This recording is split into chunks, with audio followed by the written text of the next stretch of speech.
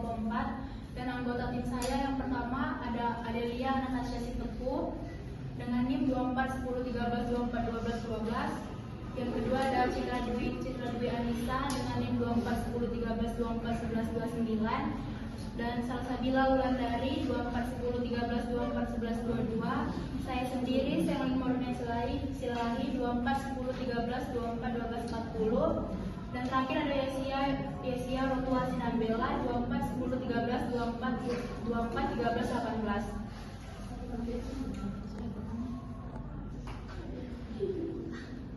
Slide pertama akan dibacakan oleh Citra. Kepada Citra dipersilakan. Baiklah, saya akan menjelaskan pengertian informasi keselamatan kerja. Informasi keselamatan kerja adalah data dan pengetahuan terkait pencegahan kecelakaan, perlindungan kesehatan pekerja, dan pengelolaan risiko kerja. Informasi ini mencakup identifikasi bahaya, SOP kerja aman, dan penggunaan APD, penanganan darurat serta lapangan kecelakaan kerja. Dalam sistem informasi ini, data partikel bersifat time kritikal, sehingga harus dikelola secara cepat, akurat, dan mudah.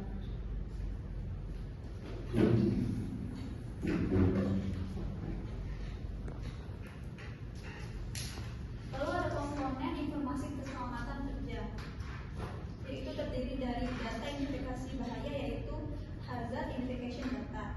Data identifikasi bahaya ini merupakan informasi dasar yang menggambarkan berbagai potensi bahaya yang ada di tempat kerja. Mencakup bahaya fisik, bahan kimia, bahan biologis, bahaya ergonomis, bahaya psikososial, dan bahaya secara fisik itu biasanya kebisingan, getaran, radiasi, suhu yang ekstrim. Bahaya kimia itu dari bahan berbahaya dan beracun atau B3. Bahaya biologis itu bakteri, virus, serta jamur. Bahaya ergonomisnya posisi kerja yang tidak ergonomis. Dan bahaya psikologisnya itu stres kerja, kekerasan di tempat kerja. Lalu ada data penilaian risiko. Data penilaian risiko ini mencakup hasil analisis dan evaluasi terhadap setiap bahaya yang teridentifikasi. Informasi ini meliputi tingkat kemungkinan terjadinya bahaya, tingkat keparahan dampak yang ditimbulkan, tingkat risiko yang dihasilkan, serta tindakan pengendalian yang diperlukan untuk meminimalkan risiko tersebut. Lalu ada SOP, keselamatan kerja, atau prosedur operasional standar. SOP keselamatan kerja ini merupakan dokumen yang berisi langkah-langkah terperinci tentang cara melaksanakan pekerjaan secara aman. Informasi dalam SOP mencakup urutan lama kerja yang benar, alat pelindungan diri yang harus digunakan, batasan yang tidak boleh dilanggar. Lalu selanjutnya ada data material safety data sheet atau SDS. Adalah dokumen yang berisi informasi lengkap tentang bahan kimia berbahaya yang digunakan di tempat kerja. Informasi ini terkandung di dalam meliputi identitas bahan kimia, komposisi, sifat fisik, dan kimia. Lalu ada data kecelakaan dan insiden kerja.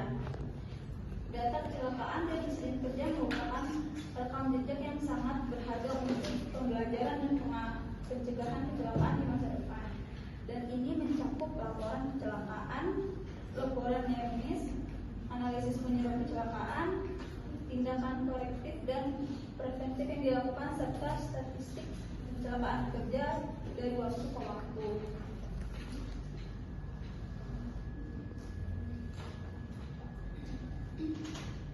Lalu ada fungsi dan peran informasi keselamatan kerja. Yang pertama ada preventif atau pencegahan, yaitu mencegah kecelakaan melalui pelatihan, infeksi, dan edukasi. Selanjutnya ada responsif atau penanganan kedaruratan, yaitu membantu penanganan darurat dalam evakuasi. Lalu ada korektif, perbaikan berkelanjutan, dasar melalui evaluasi dan perbaikan sistem K3. Terakhir ada regulatif,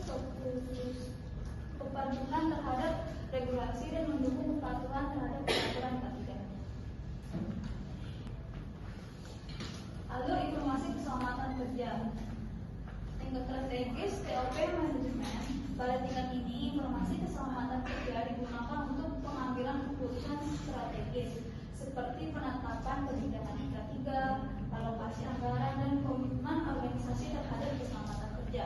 Yang kedua ada tingkat taktis, yaitu manajer menerima dan mengolah informasi keselamatan kerja untuk merencanakan dan mengkoordinasikan anggaran-anggaran K3 di departemen masing-masing.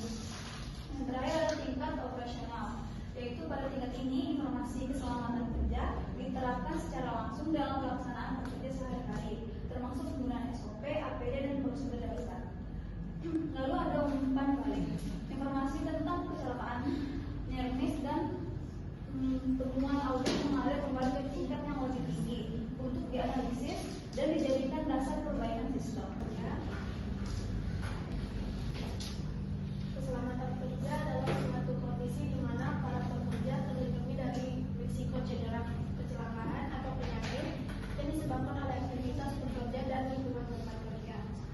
Keselamatan kerja bukan hanya sekedar upaya menghindari kecelakaan semata, tetapi merupakan suatu filosofi dan pendekatan manajemen yang holistik dalam menciptakan tempat kerja yang aman, sehat, dan produktif bagi semua pekerja.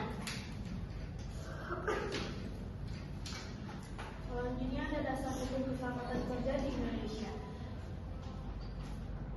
Yang pertama itu ada Undang-Undang Nomor 1 Tahun 1970 tentang Keselamatan Kerja. Undang-undang ini menjadi landasan utama K3 di Indonesia. Peraturan ini mengatur kewajiban perusahaan untuk menyediakan lingkungan kerja yang aman, alat pelindung diri, pelatihan keselamatan kerja, pemasangan tanda bahaya, serta pelaporan kecelakaan kerja. Dan ada juga Undang-Undang Nomor 13 Tahun 2003 tentang ketenagakerjaan. Undang-Undang ketenagakerjaan ini menjelaskan hak dan kewajiban pekerja maupun pengusaha termasuk dalam aspek keselamatan dan kesehatan kerja. Pada pasal 86 disebutkan bahwa setiap pekerja berhak mendapatkan perlindungan K3, perlakuan yang sesuai dengan martabat manusia dan lingkungan kerja yang layak.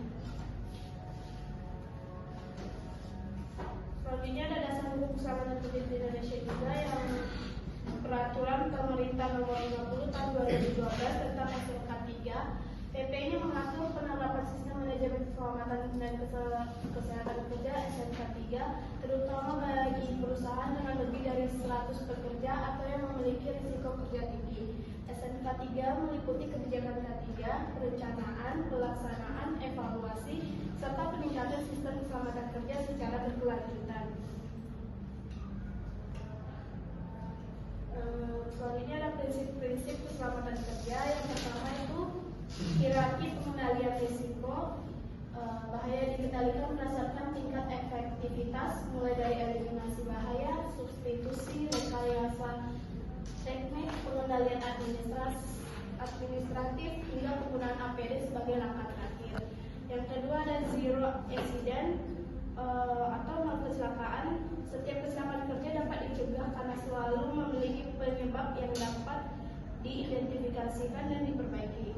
Yang ketiga ada partisipasi total. Keselamatan kerja merupakan tanggung jawab seluruh anggota organisasi, mulai dari manajemen hingga pekerja lapangan. Yang keempat ada perbaikan berkelanjutan. Program K3 harus terus dievaluasi dan ditingkatkan melalui pembelajaran dari kecelakaan maupun near miss dengan pendekatan PDCA, yaitu plan, do, check, dan action. Selanjutnya ada jenis-jenis kecelakaan kerja. Satu itu berdasarkan penyebabnya. Yang pertama ada kecelakaan akibat kondisi tidak aman atau unsafe condition, disebabkan oleh peralatan yang rusak, lingkungan kerja yang berbahaya, desain tempat kerja yang tidak ergonomis, atau sistem keselamatan yang tidak memadai. Yang kedua ada kecelakaan akibat perilaku tidak aman atau unsafe action, disebabkan oleh tindakan pekerja yang tidak mengikuti prosedur keselamatan, mengabaikan penggunaan APD, bekerja dalam kondisi kelelahan, atau mengoperasikan peralatan tanpa otorisasi. Yang ketiga ada kecelakaan kombinasi yang melibatkan kedua faktor di atas secara bersamaan, yang merupakan jenis kecelakaan kecelakaan yang paling sering terjadi dalam praktik. Yang selanjutnya ada berdasarkan tingkat keparahannya. Yang pertama ada kecelakaan ringan yang menyebabkan luka kecil yang dapat ditangani dengan pertolongan pertama dan pekerja dapat langsung kembali bekerja. Yang kedua ada kecelakaan sedang, itu menyebabkan cedera yang memerlukan perawatan medis dan mengakibatkan hilang dari kerja atau lost time injury. Yang ketiga ada kecelakaan berat, menyebabkan cacat permanen atau hilangnya fungsi anggota tubuh yang signifikan. Yang keempat ada kecelakaan fatal yang menyebabkan kematian pekerjaan. Sini ada faktor-faktor penyebab kecelakaan kerja. Yang pertama ada faktor manusia, kelelahan, kurangnya pelatihan dan pengetahuan, sikap yang tidak peduli terhadap keselamatan, tekanan kerja dan kondisi kesehatan yang tidak fit. Yang kedua ada faktor peralatan dan mesin, yang dimana peralatan yang sudah usang atau tidak terawat, bisa desain ergonomi yang buruk, tidak adanya pelindungan mesin atau machine gear, dan kegagalan komponen. Yang ketiga ada faktor manajemen, yaitu kurangnya komitmen pimpinan terhadap keselamatan, sistem manajemen ketiga yang tidak memadai, kurangnya supervisi dan tekanan produksi yang berlebihan. Yang keempat ada faktor lingkungan, itu kondisi cuaca ekstrim, pencahayaan yang buruk, kebisingan yang mengganggu komunikasi, dan kondisi permukaan lantai yang licin atau tidak rata. Sini ada program keselamatan kerja. Yang pertama ada kebijakan keselamatan kerja, yang dimana pernyataan tertulis dari manajemen puncak tentang komitmen organisasi terhadap keselamatan kerja. Yang kedua itu identifikasi bahaya dan penilaian risiko, proses sistematis untuk mengidentifikasikan semua potensi bahaya di tempat kerja dan menilai tingkat risiko yang ditimbulkan. Yang ketiga ada pengendalian bahaya, implementasi langkah-langkah pengendalian berdasarkan hierarki pengendalian risiko. Yang keempat ada pelatihan dan kompetensi, program pelatihan keselamatan berkelanjutan untuk semua level pekerja. Yang kelima ada investigasi kecelakaan, yaitu proses penyelidikan terhadap setiap kecelakaan dan linguis untuk menemukan akar penyebab dan mencegah terulangnya kejadian serupa. Yang keenam ada audit dan inspeksi keselamatan, yaitu pemeriksaan berkala terhadap kondisi tempat kerja dan kepatuhan terhadap prosedur keselamatan. Yang ketujuh ada komunikasi keselamatan, sistem komunikasi yang memastikan semua informasi keselamatan disampaikan dengan efektif kepada seluruh pekerja. Pengertian lingkungan kerja adalah keseluruhan kondisi fisik, kimia, biologis, ekonomis, dan psikososial yang ada di sekitar pekerja pada saat melaksanakan tugasnya. Lingkungan kerja mencakup segala sesuatu yang ada di tempat kerja yang dapat mempengaruhi kesehatan, keselamatan, kenyamanan, dan produktivitas pekerja. Jenis-jenis lingkungan kerja. Yang pertama ada lingkungan kerja fisik. Lingkungan kerja fisik adalah semua keadaan tertentu fisik yang terdapat di sekitar tempat kerja yang dapat mempengaruhi pekerja baik secara langsung maupun tidak langsung. Yang pertama ada pencahayaan, yang illumination, kedua kebisingan noise, yang ketiga suhu dan kelembapan temperatur and humidity, yang keempat ada getaran vibration, yang kelima ada radiasi, yang keenam ada kualitas udara air quality.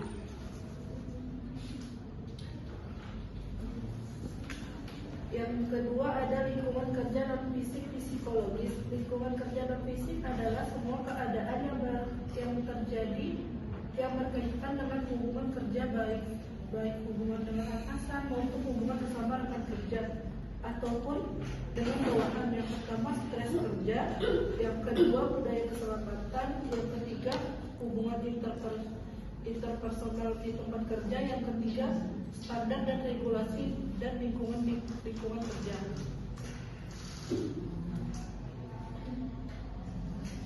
Selanjutnya ada manajemen lingkungan kerja yang sehat dan aman.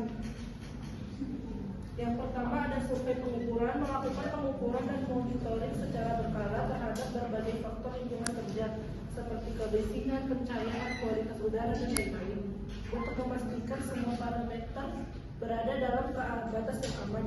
Yang kedua ada desain ergonomis, merancang tempat kerja, peralatan, dan prosedur kerja yang sesuai dengan kemampuan dan keterbatasan fisik manusia, meminimalkan kelelahan dan cedera.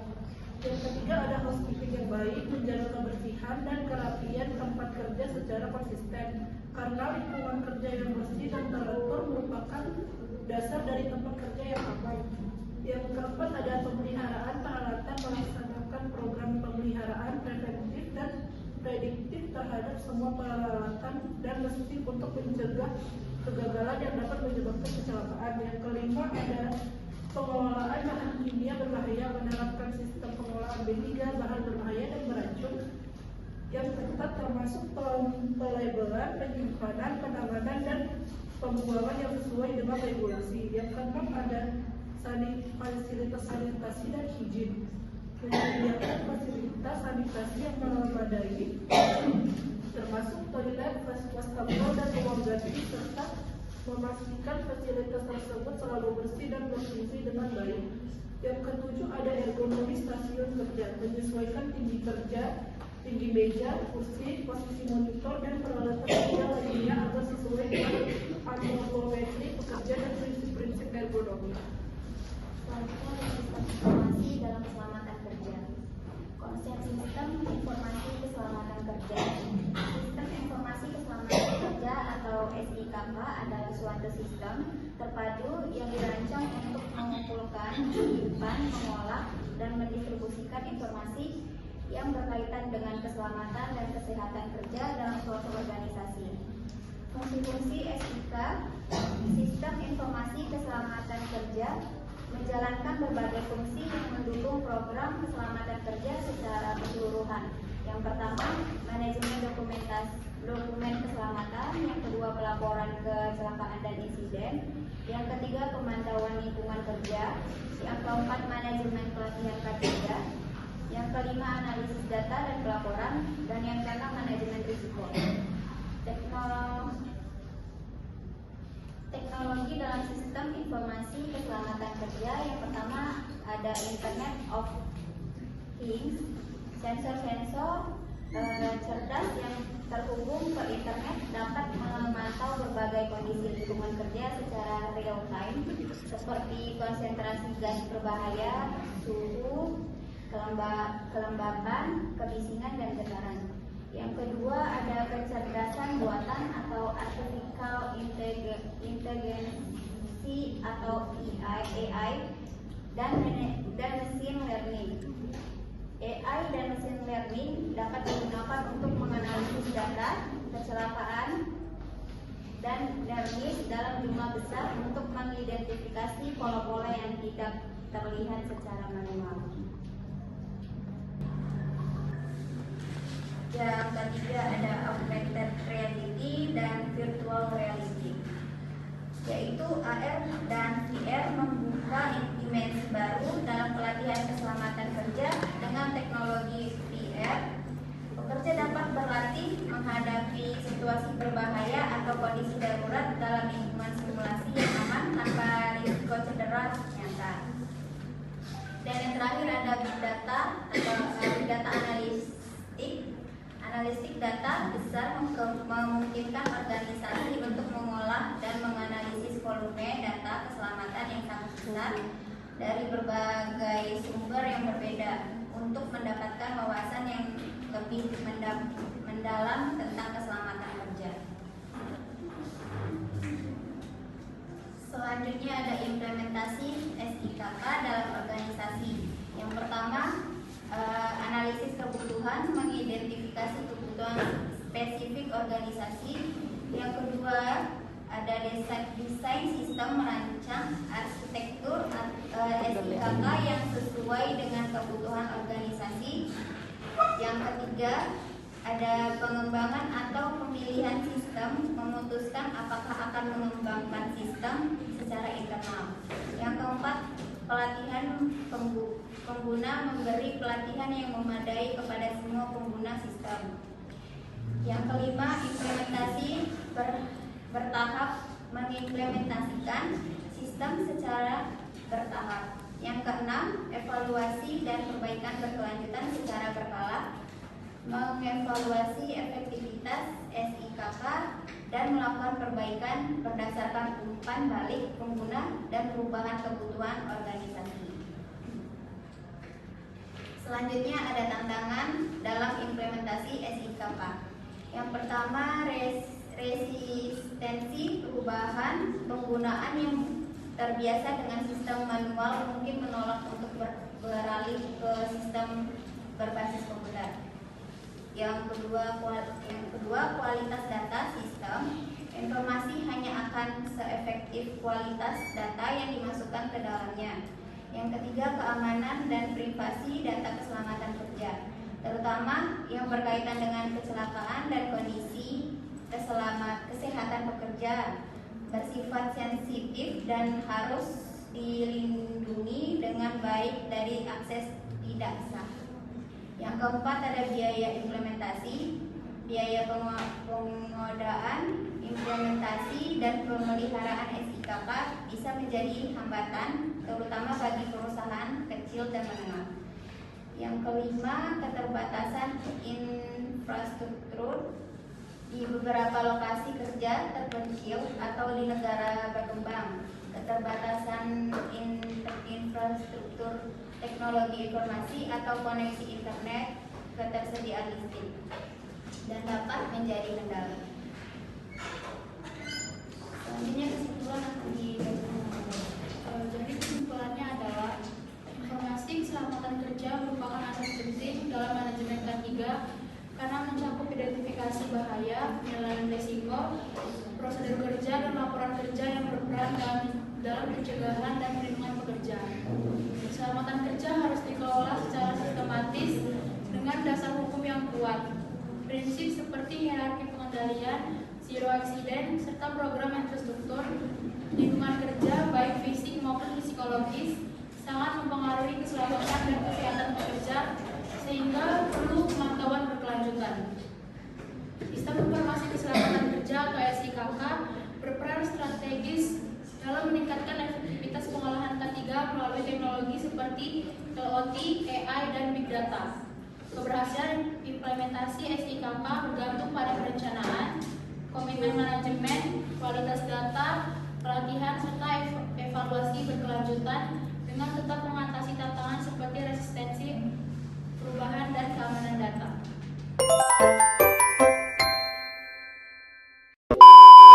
Warahmatullahi wabarakatuh. Waalaikumsalam warahmatullahi wabarakatuh. Perkenalkan, nama saya Nur Fitriani, saya dari kelompok pertama.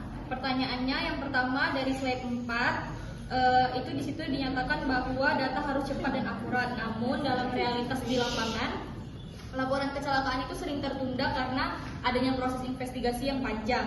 Nah, kalau kita disuruh milih antara menyebarkan informasi bahaya yang mungkin gak akurat tapi cepat sesuai dengan apa yang sudah kalian paparkan tadi, cepat dan akurat, atau akurat tapi sangat lambat, mana yang harus kita pilih? Yang pertama. Lalu yang kedua, sebenarnya sayang sekali di materi kalian kan informasi keselamatan kerja. Namun yang kalian bahas tentang informasi keselamatan kerja itu sebenarnya sangat sedikit kalau yang saya lihat. Nah, tapi dari slide 17 yang disampaikan oleh Yesia, di situ tentang program keselamatan kerja bagian pengendalian bahaya, ada implementasi langkah-langkah pengendalian berdasarkan hierarki pengendalian resiko yang sebenarnya sudah kita pernah bahas di semester 3 lalu tentang tentang mata kuliah keselamatan kerja dasar, tentang si hierarki pengendalian ini. Pertanyaannya, banyak perusahaan yang menggunakan sistem informasi itu untuk mencatat penggunaan APD ataupun hierarki yang terakhir, yang paling rendah, di mana informasi keselamatan kerja yang kalian presentasikan tadi dapat mendorong manajemen untuk lebih memilih antara eliminasi ataupun substitusi dalam penggunaannya dibanding dengan APD ataupun pendataan APD yang baru, di mana itu kan hierarki yang paling terakhir. Itu aja mungkin.